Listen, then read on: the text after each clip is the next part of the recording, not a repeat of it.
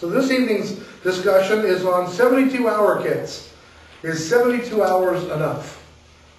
Well, I went through, like I did with the other kind of things, I tried to find out what is the history of a 72-hour kit. Who came up with the first 72-hour kit? And I guess you could probably say it's, you can go way back to, anybody, the nomads who are moving along the sands, but who came up with the 72-hour kit? Well, the short answer is, I have no idea where it came from. I looked and looked to try to figure out where the emphasis on people having a kit that make them prepared and that they should be able to prepare themselves 72 hours. I could not find out who came up with the 72-hour notion, other than it sounds like a really good idea. I do have a little bit of idea, though, that I know that when they put food and supplies into life rafts on ships, I worked on a cruise ship for a while, they put food and water in for the estimated number of people for 3 days. So I don't know if that's where the survival for 3 days or a 72-hour kit came from. But I'm going to kind of expand it a little beyond a 72-hour kit and talk about some other ranges. What basically is a 72-hour kit?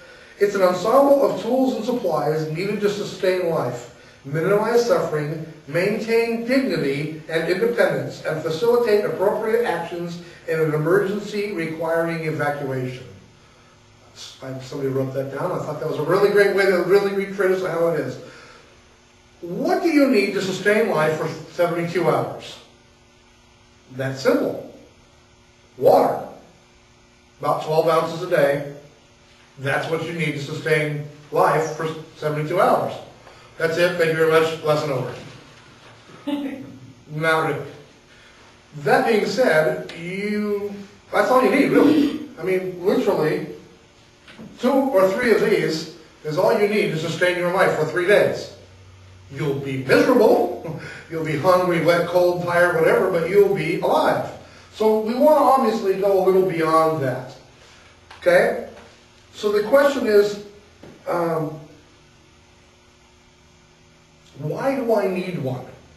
Where should I have one? And what should I have in one? Why do you need one? How many of you drive your car and don't wear a seatbelt?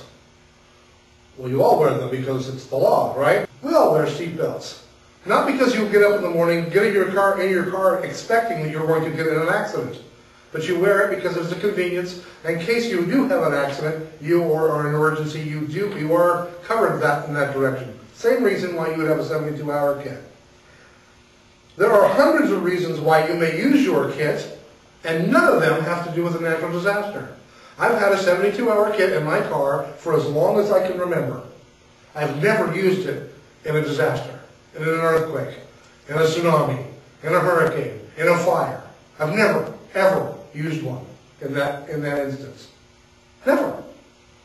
But I've used it in hundreds, dozens of personal emergencies. Let me give you a couple of examples. We happen to be at the Salt Lake Cemetery, oddly enough, in Salt Lake City, Utah. And we're visiting and looking at some of the historical grave sites there. I was with my mother and my father, and I think it was just the 4 of us. Somewhere in the middle of that, my father decides that he really has the need to go to the bathroom. Fortunately, they've actually constructed a brand new bathroom there in the facilities. So my father jumped out of the car, ran out, went into the facilities. He comes back out and says, "There's no toilet paper." I went, "Aha! I have toilet paper." I reached in, got in the 72-hour kit, pulled out an emergency roll of toilet paper, handed it to him. He took it in, he started bringing it back. I said, "No, Dad, I don't want it. Just leave it there, that's fine." Out a camping trip, a pseudo-camping trip with my family, left all the good stuff, at the camping, and we're off visiting some site. My son runs down and skins his knee, peeled a good 1/4 inch off of about 3 inches off of his knee. I mean, peeled it like a potato peeler.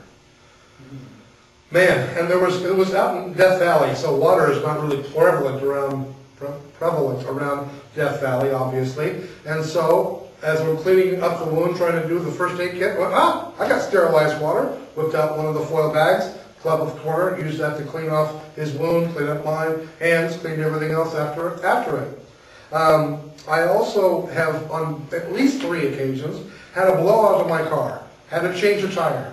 After I'm done with that, my hands are filthy, right? Cleaning a tire. I've used the handy wipes that were in there and the water to clean my hands off afterwards. Okay? Those are just 3 or 4 examples of how I've used my 72-hour kit, or my disaster kit, or whatever you want to call it, in non-quote disaster scenarios. A city in Colorado right now that suddenly all their water was contaminated with salmonella. Did you hear about that? And they shut off the city water supply. No announcement, no nothing, they shut it off.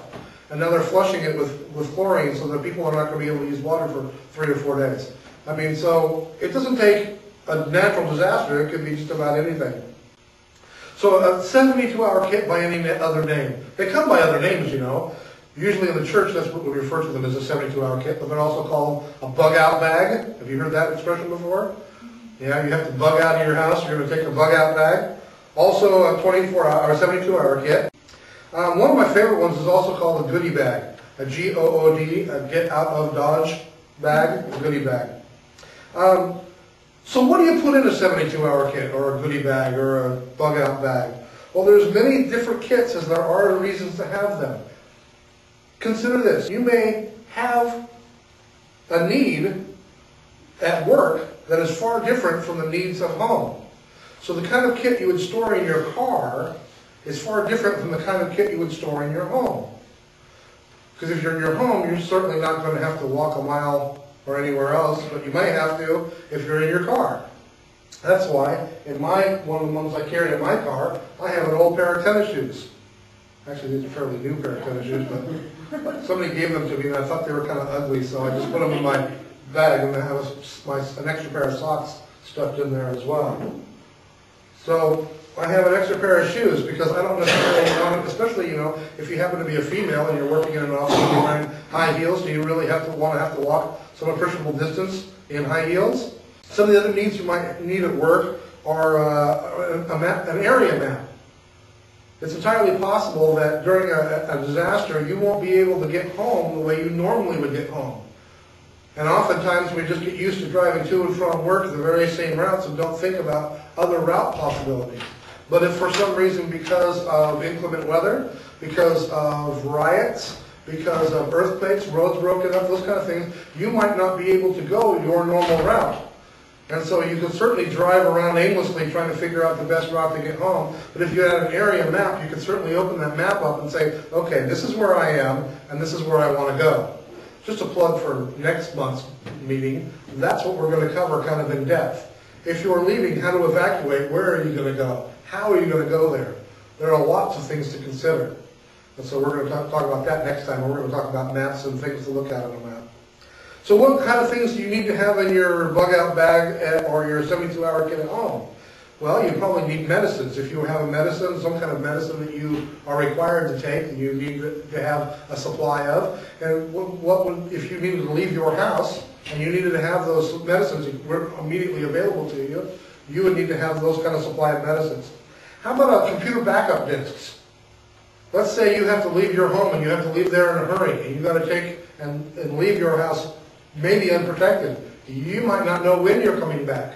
Do you really want to leave every one of the things that you hold precious and dear to you on your computer? Are you going to put your computer and grab your laptop or your hard case and go carrying that down?